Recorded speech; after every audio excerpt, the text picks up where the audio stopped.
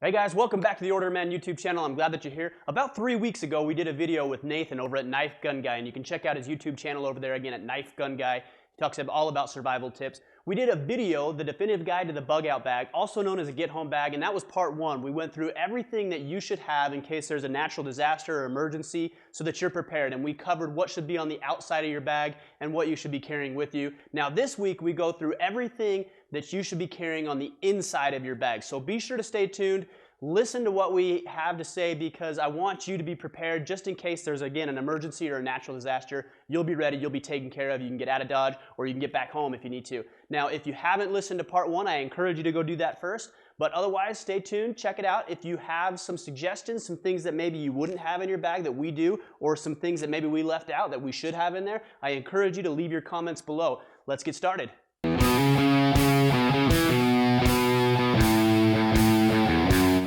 Blast into the front pocket here. We'll show you what I got in here. I've got a lot of stuff in this front pocket. I've got, first off, is a smaller Mora knife. These are super lightweight. They almost don't weigh anything, and it's a great camp knife. Oh, yeah, really light. Yep. Yeah. Because this knife is going to be too big for some things, so this knife is going to be a lot better option for your little camp tours and that sort of thing. Right. Gloves are a must-have. I mean, for the rope, from wood tools, from anything you're doing out there, you need to protect yourself. Glasses, by the way, I've got these on. If you don't wear glasses all the time, to make sure they're in your kit, and that'll keep you protected from your eyes and that kind of stuff. Yeah, because I imagine that any little thing that might happen when you're in a normal situation really probably wouldn't impact you. You can get some help if you need to, but when you're out in a survival situation, a cut can literally become a life or death type situation, I imagine, if you're not prepared and don't have the right type of things. Definitely. Okay, cool. Makes sense. As far as that, while we're on that, I carry this natural first aid balm stuff, but any triple antibiotic equipment, whatever. This stuff works really, really good, though. It works for all the way from sunburns to everything. This actually has antibacterial, antifungal, and antiseptic in it. All in just so this that one stuff is sweet. Okay. So good to have. That stuff's good to have, and then you can obviously use these for first aid and that sort of thing. Right. These are the balls for my slingshot. I carry. There's probably about 50 of them in there, and this slingshot shoots pretty large balls. Does it? Yeah. You guys can check out my channel for more on that. But you can take down. I actually think you can take down a small deer with this. Really? Right. Wow, that's powerful. Wow. Okay. Crazy. So anyway, good to know. That. You've got a video you said on your channel? I do on that slingshot. Yeah. So guys, we'll make a link. If you just check out the notes below, we'll make a link to his channel, and that way you can check out some of these things a little bit more in depth than we have time for today. So. Okay. I've got 2 55-gallon trash bag liners. And again, uses for these are unlimited. You're gonna have anything from shelter building to being able to throw leaves in a bag to put all kinds of stuff in there. I mean, for padding, everything. You can use these for everything. Right. Ponchos, whatever. Cool. Everything. Perfect. Throw those in there. I've got a small saw, folding saw. This is a Silky Pocket Boy. I know these aren't the cheapest, but like I said, you can start good to have, right? Yeah. You can start with the cheaper one and move up to more expensive stuff, and that's the way it's going to be with a lot of this gear. Start out with what you have and replace stuff with more expensive items. So on that note, before we get any further, have you estimated the cost of the bag that you have together, roughly, if you had to ballpark it? Do you have any idea? I'd say probably between $600 and $1,000. Okay, yeah. So again, something to work towards. I know a lot of people, what they'll do is they'll, buy a piece a week or something like that until gradually they have something and it doesn't feel so overwhelming to go out and spend $1,000 all at once to get everything together. Definitely. So, and then that gives you an opportunity to learn to use some of these as well. Like this thing here, this buck hoodlum is not a cheap knife. Right. This is a very expensive survival knife. There are way cheaper options. Right, okay, perfect, yep. But, so, it just depends on that. Yeah. And this is your thing too, so yeah, this is what I do. Right, if I wasn't into this kind of stuff, I would not have that knife. That's right. Yeah, that's right. I actually knew Ron Hood, the maker of this knife, and that's one reason why I own that knife. Yeah, makes sense. Insect repellent. I don't know if you guys will notice as I'm going through here. I like the herbal stuff better. I don't have to use the DEET and all that kind of stuff. And this stuff works better anyway. This is birds, bees, insect repellent, all natural. Okay. So have that in there because you don't want to be having mosquitoes totally bite you up. I've got a little tiny pair of binoculars. These are just cheapo crap binoculars, but they work pretty good. So you can see stuff from a distance, see threats, all kinds of stuff. The uses for those is is unlimited. Right. Okay. Also, Good. I've got two Ammunition, yeah. boxes of ammunition, and I guess it's a good time to talk about the gun. These are both 22 mag ammo, and I've got 100 rounds right here, which I feel is a pretty good amount. And the gun I choose to use is 22 mags of Ruger, American 22 mag with a 3x9 rifle scope on it. Okay. The uses for that, unlimited. You can also shoot regular 22 ammo out of a 22 mag too. Right. So if you need a little bit more punch, shoot the mag. But you could also, regular. you can carry 50 of these, 122 ammo. Right. You know? And these are kind of hard to come by too. They are. I know 22s are a little bit rough to find, so. Yeah. A lot of people will say, well, why don't you go with an AR-15? So we'll talk about that right now. We've got this too. This gun is about twice the weight of this gun. Right. And, I mean, it does have more capabilities, and there may be times I do take this. If I'm going to bug out and it is, I know going to be a super dangerous situation. Right. Like you want something that's on that. where the odds of you getting into a firefight are pretty good. Right. Then I'm gonna take this. But I'm not left completely alone without a defense situation because of the stuff that I carry every day. We don't need to get into that too much. But I always have a gun on me in my person. And right now I've got a 9mm car and a extra magazine for that. So for defensive purposes, I'm gonna have this with me all the time anyway, whether I'm bugging out or not. Right. So if I'm bugging out, I'm still gonna have it with me. And I imagine that sometimes just the presence of a gun will probably ease the situation a little bit and get some of those who would be, non-aggressive if you didn't have a gun, get them to back off a little bit if you need to. So, And hopefully, like I say, with the binoculars, that kind of stuff, hopefully you can avoid. Which is the point. Primarily, it's avoid those things first and use these only as a last resort if you have to defend and protect yourself. Makes sense. So in here, I have some more batteries for I've got a headlamp right here, which is also, that thing is tighter than I can grief. Now you're going to have to pack this whole bag back up. So I've got a headlamp, which takes the same batteries as my handheld flashlight, and I've got extra batteries for both of those. Headlamps are great. You can still use your hands and all that kind of stuff, and still do things. I've got 150 or 125 feet of micro cord, so you can use this cord for all kinds of stuff. It's awesome. Super lightweight, and that's just on a spool there. I also carry in my pack, I have that little thing on my repair kit of Gorilla Tape. I also have a roll of 1-inch Gorilla Tape. Perfect. Repairs, signaling, all kinds of stuff you can use. In the next section of the bag, there's a little zipper right here. In this zipper pouch, I have some food, and in that food I've got some power bars, some oatmeal packets. I've got water purification tablets, which I think are going to be a better option than a water pump. I've got that in there. I've got some electrolyte gels, that kind of stuff. Running out of calories and electrolytes is a problem in a situation like that. Okay. You want to be able to keep going. So that's what's in that pouch. I also have in here some utensils. And those look pretty lightweight. They are super light. They're bamboo utensils. Yeah, nice. I also have, let's see, I'll pull all this out. Yeah, that's that whole pouch. So I have a platypus. This is 2 liters of water this will carry. Okay. So you can fill this up with dirty water and then put some tablets in there and purify it. In here I've got an Ember stove. This stove puts off almost no emissions, so you can start a fire. Say it's unsafe to start a big blazing fire. Right, you can still, you can still light a fire in that, keep you a little bit warm. And boil water for water purification, stuff like that. Nice. I would prefer to boil water than use those tablets. Lightweight, thin, so it doesn't take a lot of space. Mm-hmm. Awesome. Okay. So there's that. On to the main pouch, kind of the meat and potatoes of this pack here.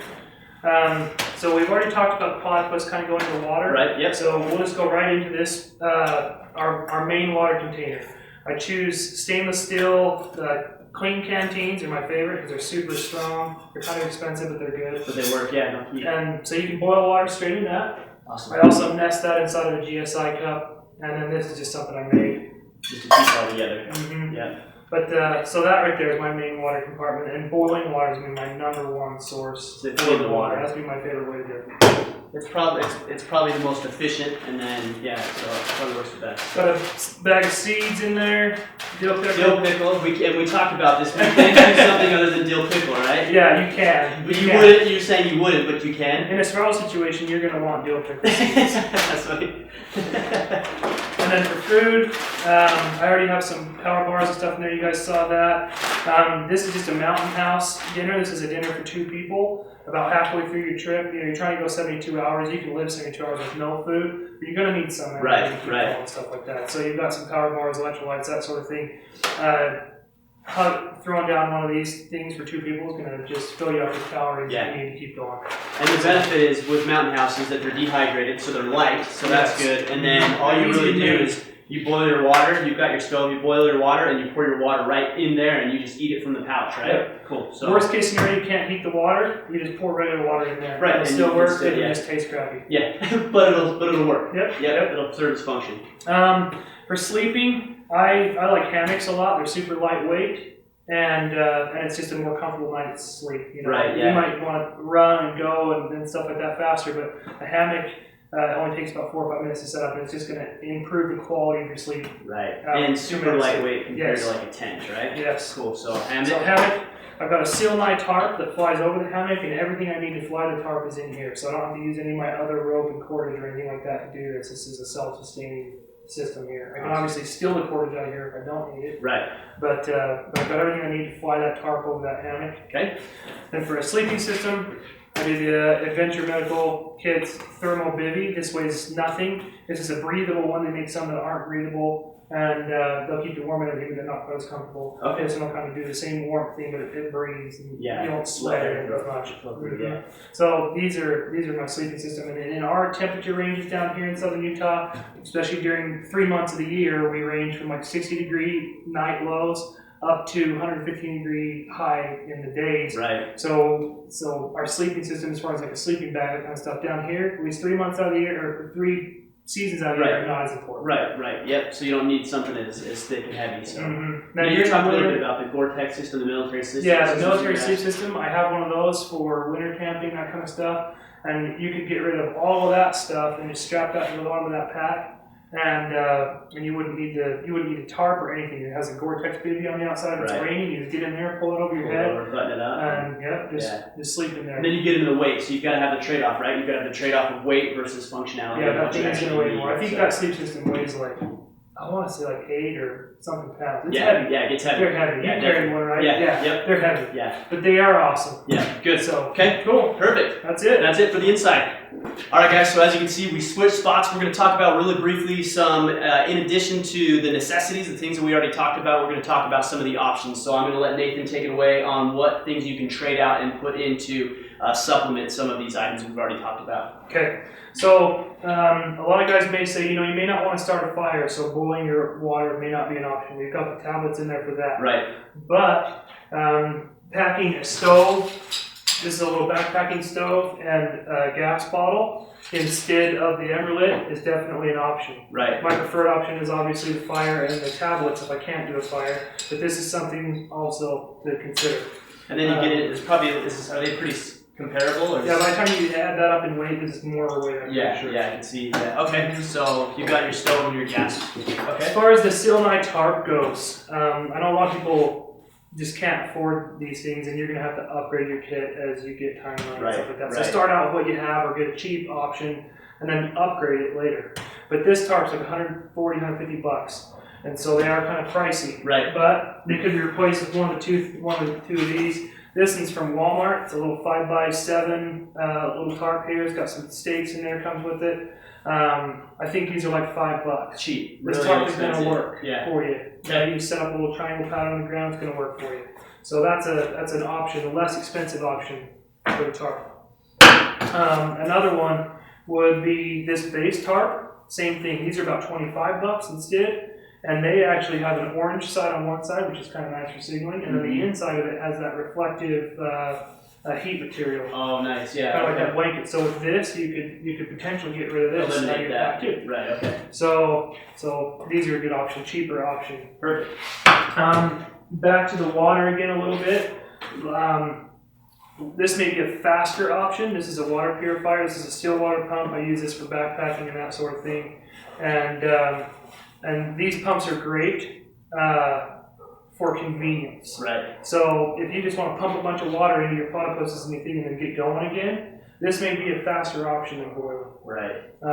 In my case, I would still rather not carry this weight and just do the tablets if I'm in that hurry situation. Right. And if I have time to rest, then I'll boil. Makes sense. But so it looks like what you're doing is you're always weighing the functionality of each item that you have versus the weight and yes. the weight that'll add to your bag. Well, it's like this thing here. I mean, this is only one purpose. It's only going to do you one thing, right? So this stove, for instance, this little fire stove has so many more uses. It's multiple use. So it's much more efficient to carry that weight than it is to carry that weight. It is to carry this weight. Makes This only sense. does one thing, and that does a bunch of things for you. This will keep you warm. You can do all sorts of things. Right. Fire for morale is a big deal. Yeah, definitely. Okay. So Perfect. And then another option, the slingshots and stuff like that can be. You have to have a lot of practice in order to get to where you can actually use them. Yeah, we shot one just barely, and I've never shot one before, and I failed miserably. So it takes some practice.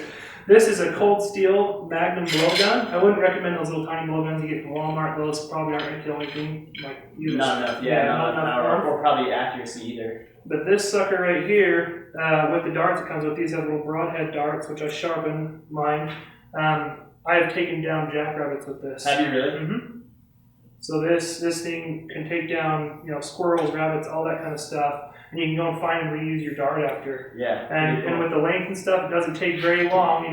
20 or 30 minutes with somebody shooting this thing could get good enough to where they could start getting kill something that they needed to. Awesome. Good. So very little practice. So that's kind of an option you can switch well. out with that slingshot. Perfect. Like that. So good. Do you have any questions or anything? No, I think we covered it. I think we covered it pretty good. Anything else we need to consider as we're putting together our bags that you can think of? We covered everything pretty well. Like I said, just make sure that you put your bag together for your geographic location to fit your needs. Because a lot of the things here are obviously universal, but there are some things that in your location may not work, may not be an option. Right. And down here in our location, it is an option.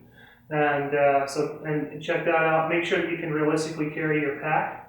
Don't pack like a 90-pound pack and think you're going to be a hero, right? Because you probably won't be carrying it. Yeah, you won't survive. And so try to keep your pack weight down, and then do dry runs, practice runs. Like if you're from your work, try and get your pack on and everything on a weekend, and going from your work to your home, or going from your home to your bug out location, whatever that may be. Actually try to do it, because you don't want to figure out you can't do it, or in a situation, right? Yeah. So try it out. And give it a dry run and have it mapped out. Don't just say, "This is my bug out bag. I'm gonna bug out. I'm just gonna go out." Right. Where is that? Have a plan. Yeah, have a plan. Know where you're going and know how to get there. Know 2 or 3 different routes to get there in case one of them is dangerous or something like that. And I think a trap we could fall into is we could actually do some of this stuff. We could put everything together and then let it sit in our bag or our car or our closet for the next 12 months. And when that situation, if and when it happens, we might as well not even put the stuff together because we can't. We're not adequately prepared. I mean, to bring on that point, these water purification tablets right here, they have a shelf life on them, and if you exceed the shelf life, these become extremely poisonous. They can become toxic to you. Right. Yeah. Right. So they work in that shelf life, but if you leave your pack sitting for 5 years and then you need it, and these have become toxic, that's not good. Right. So make sure you're cycling that kind of stuff through any food, any perishables, that kind of stuff. That's another reason why I like these 25-year shelf life. Is that what it is? Yeah. Mm-hmm. Good. But cycle through some stuff, know how to use the stuff, and you'll be set. Yeah. All right, guys, there you have it. The definitive guide to the bug out bag, part 2. Again, we went through everything that was to be on the inside of your bag. If you haven't listened to part 1, go back and listen to part 1 because we cover a lot of things that weren't in this video. So again, leave a comment below if you would. Let us know what you maybe would not have in your bag that we decided to keep in our bags, or let us know if there's something that we left out that you would make sure to include. You can do that in the comments below. Also, be sure to subscribe, stay tuned. We're putting out a ton of information about survival and how to be a better man and how to communicate and all of the things that would be interesting to you as a man. So I do encourage you to subscribe below, and I will look forward to seeing you on a future video.